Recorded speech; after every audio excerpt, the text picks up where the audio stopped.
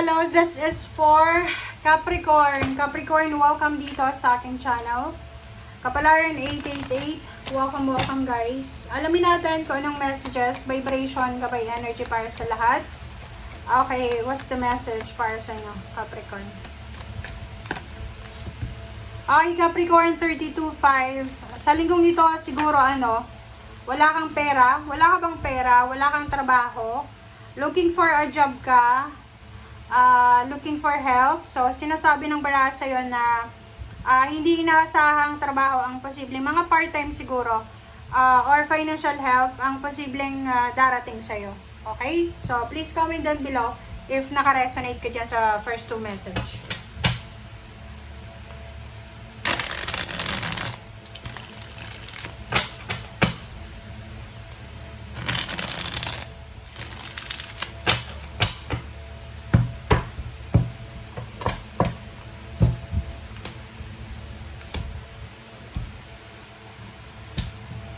Okay, Capricorn. Sa nakikita ko sa'yo dito, ito yung pinaka-focus mo eh. Capricorn ka eh. Alam niyo yung mga Capricorn, puro lang pera yung nasa isip nyo. Pera lang. Okay, so sa nakikita ko sa'yo dito,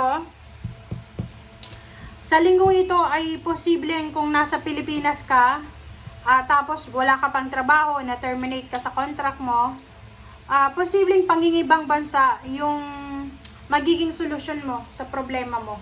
Titingnan natin kung mapalad ka ba or there's a news para sa'yo. Okay, so sabi ng baraha sa'yo dito, sa ngayon, wala ka pang choice. Kung nasa ibang bansa ka na, okay, nasa lugar ka na yan. So, i-maximize mo na yung kung ano man yan na gusto mong gawin. Okay, i-maximize mo na. But kung nasa Pilipinas ka pa, sinasabi ng baraha na walang balita, walang sinasabi ang baraha mo na may possible ka na opportunity sa ibang bansa sa ngayon. Kailangan mo daw mag-antay sa mga 2027, ganyan. Oh, 'di ba? Kita mo? Sinasabi ng baraha sa iyo na walang mabilisang solusyon or walang mabilisang milagro na posibleng mangyari sa linggong ito. Okay? So, sinasabi ng baraha sa'yo dito, wala namang problema sa pagmamanifest, pangangarap natin, kasi yun yung magbibigay sa atin ng motivation. But, you need to face the reality also na yung mga bagay-bagay na gusto natin ay minsan hindi talaga makukuha natin. Okay, so doon naman sa mga Capricorn na like you are waiting for a promotion, wedding, salary increase, higher position, or kano pa man na victory and recognition, sinasabi ng baraha sa inyo na possible kayo na makatanggap ng like recognition and awards, appreciation, pero hindi yan kumbaga assurance na talagang magsasucceed ka sa lugar na yan. Lalo kung nasa Philippines ka. Philippines talaga. Okay, so nakikita ko sa'yo dito isang water sign, fire sign, ang posibleng makakatulong sa'yo. Lalo sa linggong ito. Matutulungan ka nila para makaalis ka sa stagnation na pinagdadaanan mo sa ngayon. So, kailangan mo lang muna ng pasensya. Magpasensya, kailangan mong maghintay. Okay? Kasi sa nakikita ko sa'yo dito, sobrang aburido ka. May mga Capricorn dito na inaaway nyo yung asawa nyo, inaaway nyo yung pamilya nyo dahil sa problema sa pera. Paki-comment nga sa comment section, guys. Love life. Okay. Sa love life din, pagod ka na sa pakikipagrelasyon. Like, halimbawa, 9 years together na kayo. Nagli-live-in kayo 2 years na. Mag-boyfriend 2 years na. Ang sabi ng baraha sa'yo dito na mapapagod ka din dahil sa problema sa salapi, dahil sa wala kang trabaho, hindi kayang suportahan ng person mo yung pangangailangan mo. Kasi nga, yung mga Capricorn, alam nyo ba guys, huwag kayong magagalit sa akin pero ito yung realidad, diba? Napaka-materialistic nyo. Diba? Na parang mas importante sa inyo yung pera kaysa love life. So, dito sa barahang ito, sinasabi ng baraha sa'yo na dahil sa kawalan ng salapi, siguro makikipag-break ka sa long-term na relationship mo.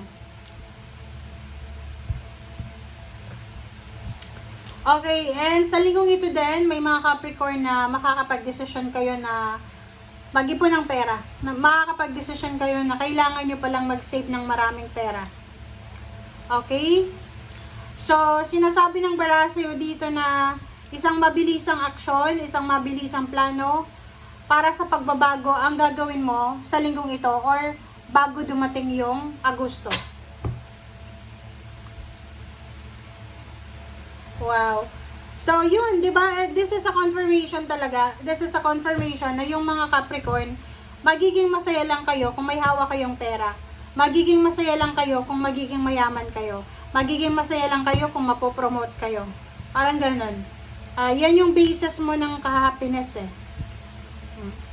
Sa loob ng trabaho, kung may trabaho ka sa ngayon, posibleng ma-involve ka sa kompetisyon, sa away, sa gulo.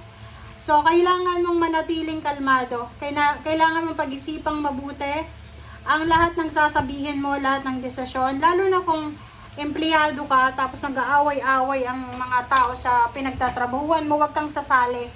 Kasi pag sumali ka dyan, manghihinayang ka. It's either mawalan ka ng trabaho or i-power trip ka ng mga higher ups. Okay? Okay, may pinaplano kang selebrasyon, wedding, or kung ano pa man sa future. I-comment ka sa comment section. So, sabi ng baraha sa'yo, kung may pinaplano ka, gusto mo magpatayo ng bahay, magpakasal, gusto mong mag-travel, mag-ipon ka daw ng pera. Diba? Gusto mo bang bumili ng sasakyan? Sabi ng baraha, huwag kang masyadong mabilis. Sabi dito, huwag kang kukuha ng hulugan ng sasakyan. Huwag kang mabilis na gumawa ng aksyon dahil may konti kang pera. Magpapatayo ka ng bahay. No. Sabi ng baraha sa'yo, hintayin mo na makahawak ka talaga ng malaking halagang pera. Sinasabi na ng baraha sa'yo dito na kung hindi ka na progresibo sa lugar kung nasaan ka sa ngayon, oras na para umalis ka dyan. Diba? Kung hinahanap mo talaga yung totoong tagumpay, umalis ka dyan sa kinalalagyan mo. Kasi hindi yan ang tagumpay na naka-destiny sa'yo. Sinasabi ng baraha yung pinaplano mo dating pagbe-business, pagnenegosyo, yan ang posibleng magdadala sa'yo ng tagumpay. Diyan ka ata, diba? Diyan ka ata, swerte. Diba? So, halimbawa, isa kang teacher, tapos, pasado ka naman sa board exam, pumunta ka na ng Maynila, pumunta ka na ng ibang bansa, pero, wala nagsawa ka. So, ibig sabihin, hindi yun talaga yung calling mo. So, pwedeng negosyo.